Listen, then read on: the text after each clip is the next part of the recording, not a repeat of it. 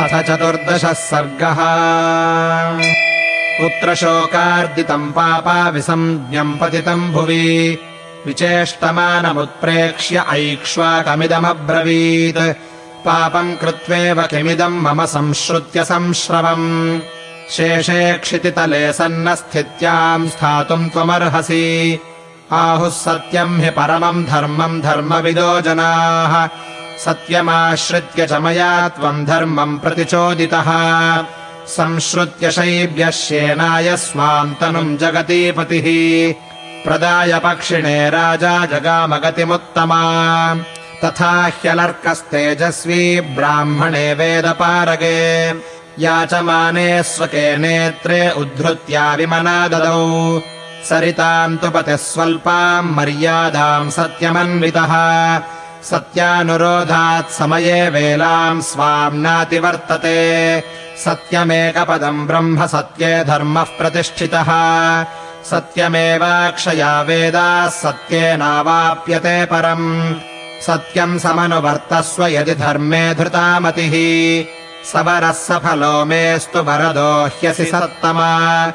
धर्मस्यैवाभिकामार्थम् मम चैवाभिचोदनात्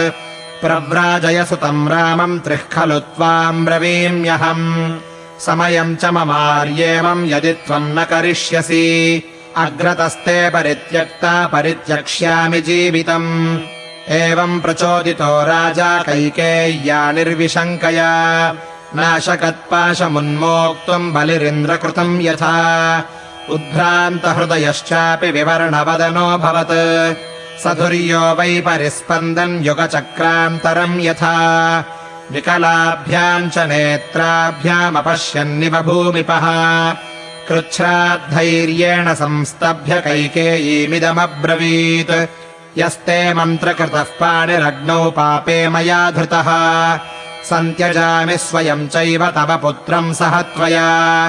प्रयाता रजनीदेवि सूर्यस्योदयनम् प्रति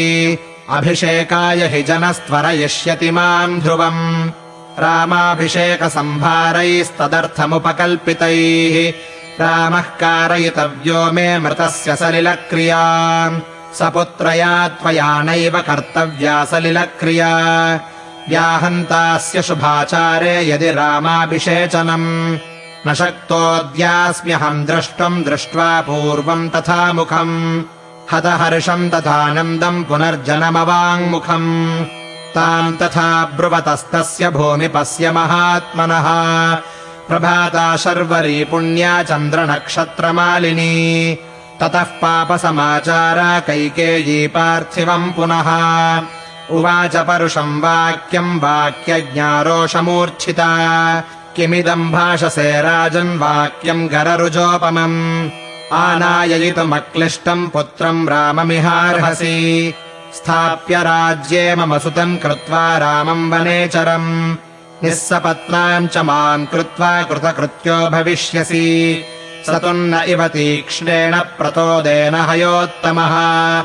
राजा प्रचोदितो भीक्ष्णम् कैकेय्या वाक्यमब्रवीत् धर्मबन्धेन बद्धोऽस्मि नष्टा च मम चेतना ज्येष्ठम् पुत्रम् प्रियम् रामम् द्रष्टुमिच्छामि धार्मिकम् ततः प्रभाताम् रजनीमुदिते च दिवाकरे पुण्ये नक्षत्रयोगे च मुहूर्ते च समागते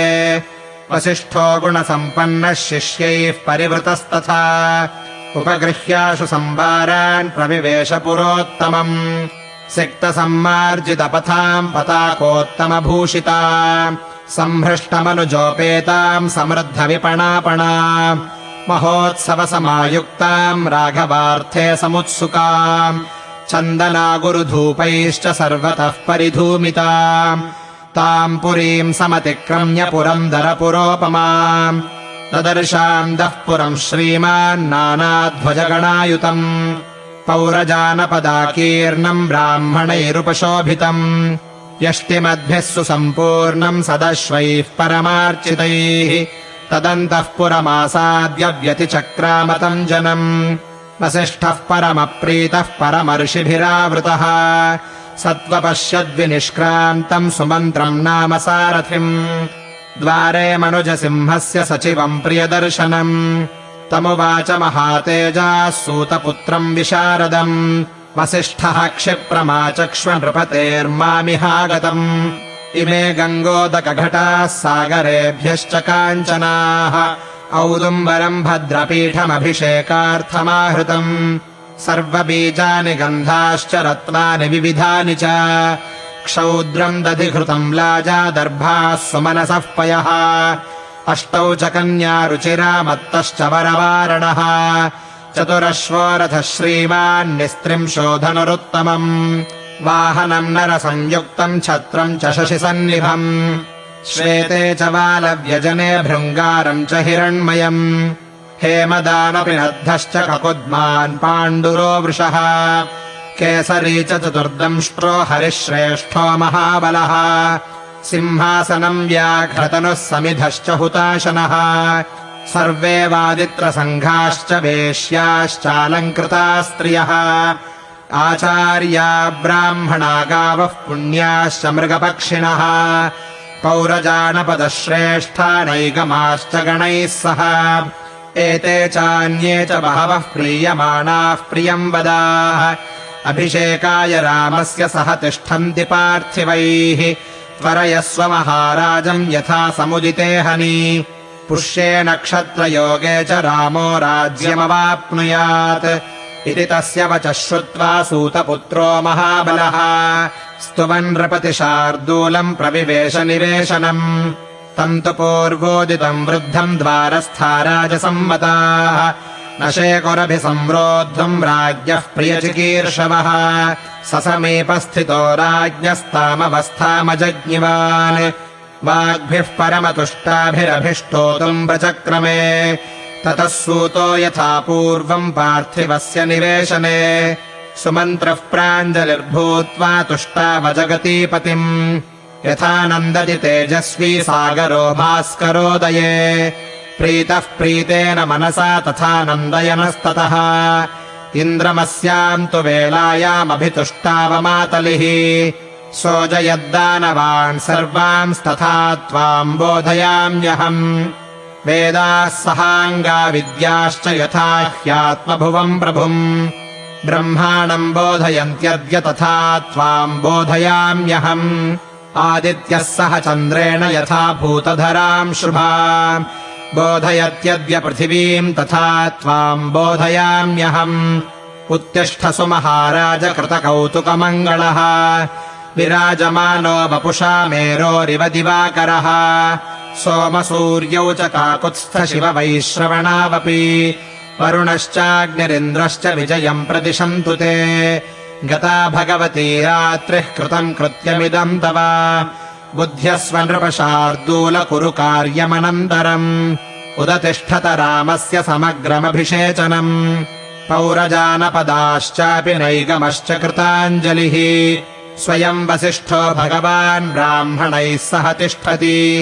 क्षिप्रमाज्ञाप्यताम् राजन् राघवस्याभिषेचनम् यथा ह्यपालाः पशवो यथा सेना ह्यनायका यथा चन्द्रम् विना रात्रिर्यथा गावो विना वृषम् एवम् हि भविता राष्ट्रम् यत्र राजा न दृश्यते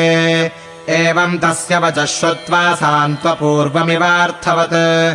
अभ्यकीर्यत शोकेण भूय एव महीपतिः ततस्तु राजा तम् सूतम् सन्न हर्षः सुतम् प्रति शोकरक्ते क्षणः श्रीमानुद्वीक्ष्योवाच धार्मिकः वाक्यैस्तु खलु मर्माणि मम भूयो निकृन्तसि सुमन्त्रः करुणम् श्रुत्वा दृष्ट्वा दीनम् च पार्थिवम् प्रगृहीताञ्जलिः किञ्चित् तस्माद्देशादपाक्रमत् यदा वक्तुम् स्वयम् दैन्यान्न शशाक महीपतिः तदा सुमन्त्रम् मन्त्रज्ञा कैकेयी प्रत्युवाचः सुमन्त्रराजा रजनीम् रामहर्षसमुत्सुकः प्रजागरपरिश्रान्तो निद्रावशमुपागतः तद्गच्छत्वरितम् सूतराजपुत्रम् यशस्विनम् राममानय भद्रम् ते नात्र कार्या विचारणा अश्रुत्वा राजवचनम् कथम् गच्छामि भामिनी तच्छ्रुत्वा मन्त्रिणो वाक्यम् राजा मन्त्रिणमब्रवीत् सुमन्त्ररामम् द्रक्ष्यामि शीघ्रमानय सुन्दरम् समन्यमानः कल्याणम् हृदयेन ननन्द च निर्जगाम च सप्रीत्या त्वरितो राजशासनात् सुमन्त्रश्चिन्तयामास त्वरितम् चोदितस्तया व्यक्तम् रामाभिषेकार्थे इहायास्यति धर्मराट् इति सूतो मतिम् कृत्वा हर्षेण महता पुनः निर्जगाम महातेजा राघवस्य दिदृक्षया सागरः ह्रदसङ्काशात् सुमन्त्रोऽन्तः पुराच्छुभात् निष्क्रम्य जनसम्बाधम् ददर्शद्वारमग्रतः ततः पुरस्तात् सहसा विनिःसृतो महीपतेर्द्वारगतान् विलोकयन्